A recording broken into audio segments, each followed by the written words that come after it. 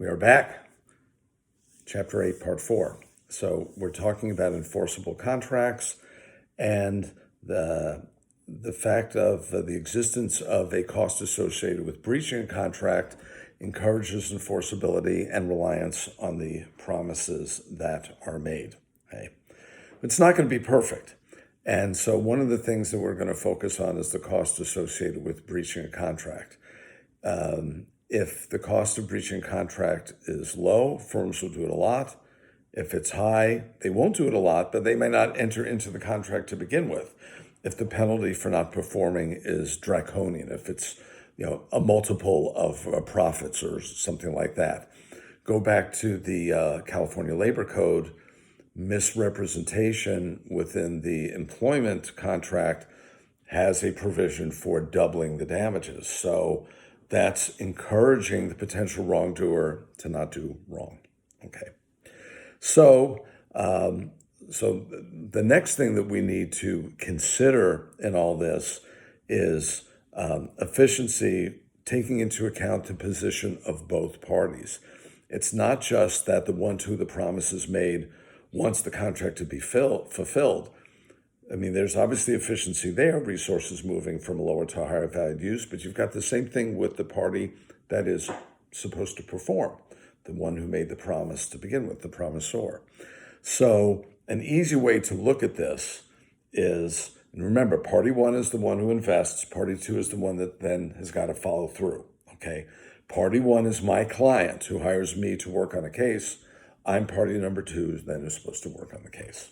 Okay, so the way of looking at that is, and to see whether it is efficient to breach or perform, is to make a comparison between the cost of performing under the contract, which is obviously relevant to party number two, versus the benefits to the promisee, party number one in the contract.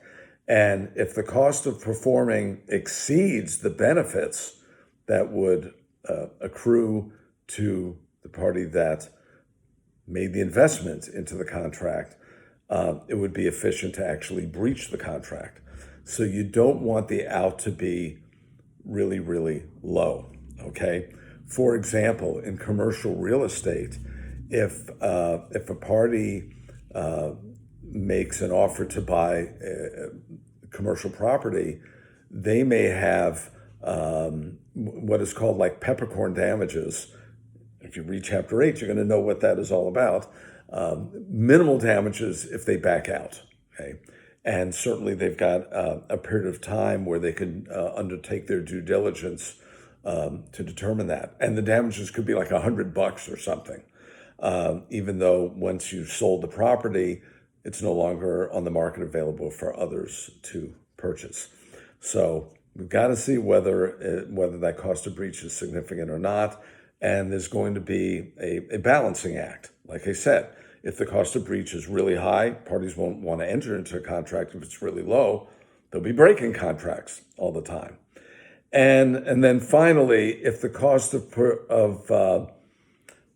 performing is less than the benefit to the promisee, then of course the efficient thing is to perform under the contract, as you might expect. Okay, so when is it efficient to breach a contract? It depends on what the cost is of actually fulfilling the contract. And what comes in here is really relevant to the issue of the passage of time, which is important for this contract law analysis, as we've said over and over again. And that is, there may be changing circumstances. Look right now at the difficulty that some entities might have in obtaining certain supplies because of the shock to the system we're currently experiencing. Let's say you've got a construction project that's going on and your workers need masks to protect themselves from dust and the like. The availability of those masks may be very limited because they're being put to other more urgent uses. And to obtain the mask may be very high. There may be other things that are not readily available because of natural weather conditions. let's say you're producing a certain product, but the harvest is really bad. You had torrential rains that caused a lot of the crops to rot, or you had a drought that led to very low harvest. Then part of the ingredients may be so much more expensive than you thought. Think of what happened to the price of avocados not that many months ago, that it would be too expensive to prepare the commercial guacamole in a jar that you had contracted with a distributor to produce. And you may decide at that point that it's just not worth it. You're going to lose money on the deal, and you go ahead and bail on the deal. So obviously, if it's less costly to breach than perform, you're going to breach, and vice versa. How can we illustrate that?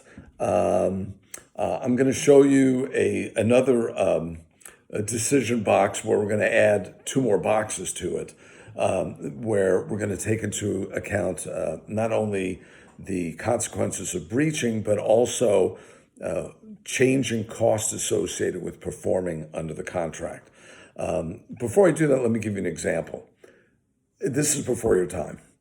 Domino's used to guarantee that you would get your pizzas in 30 minutes or it was free.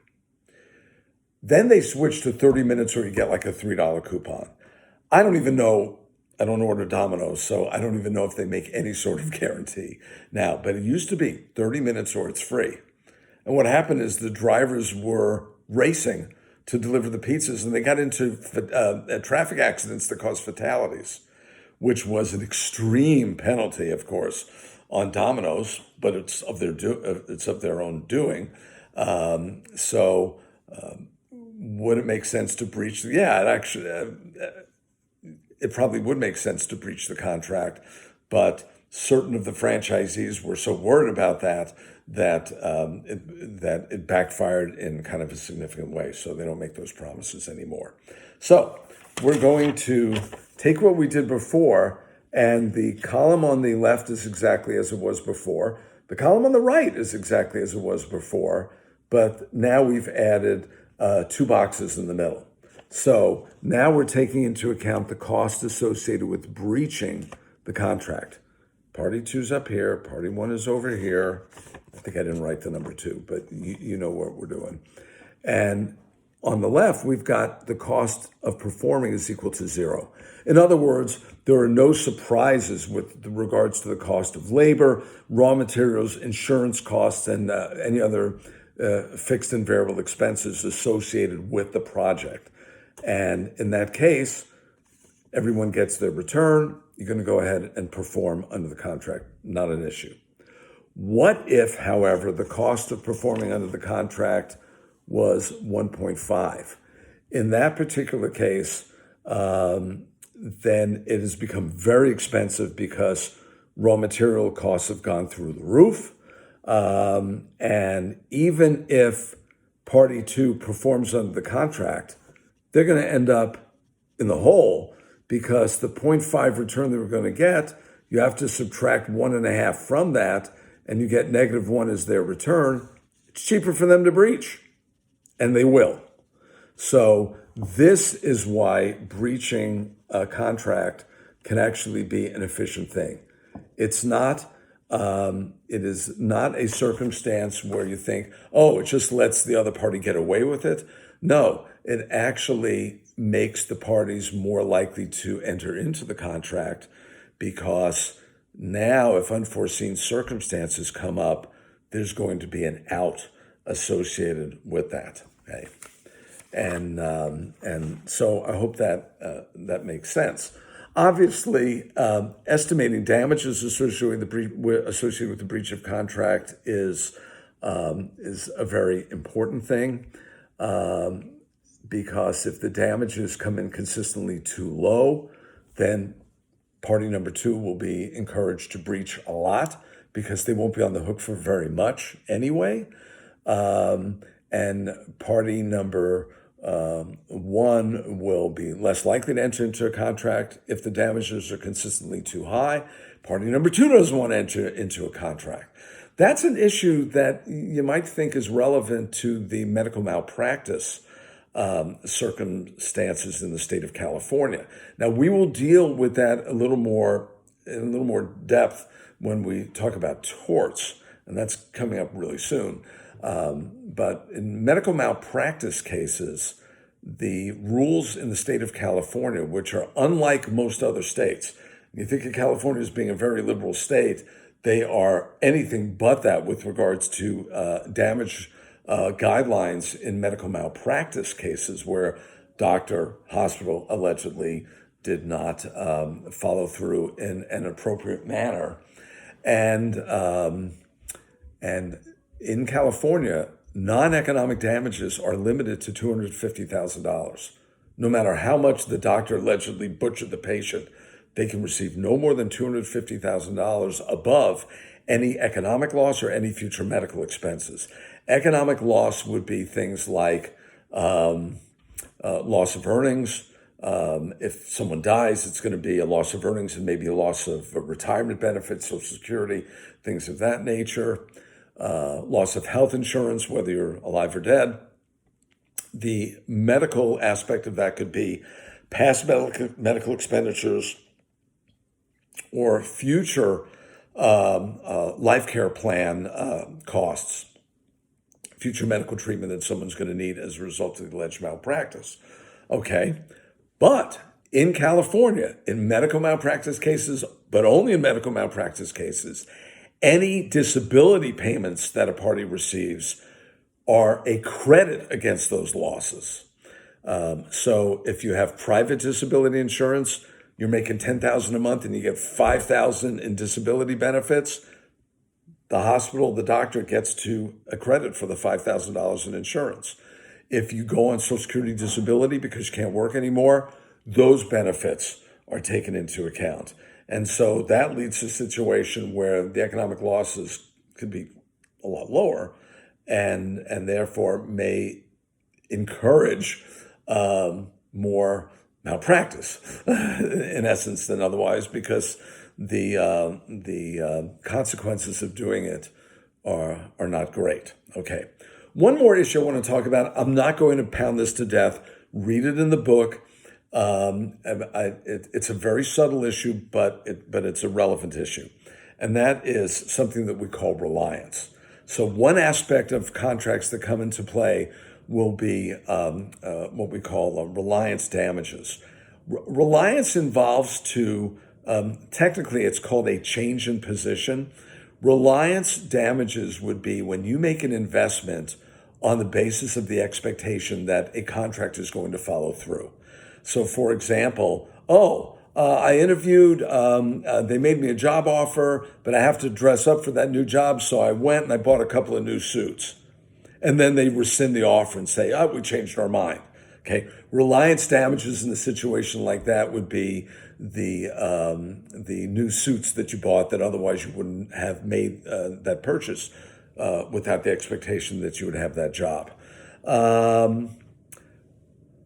Let me give you one other example, and then we'll end here. And then in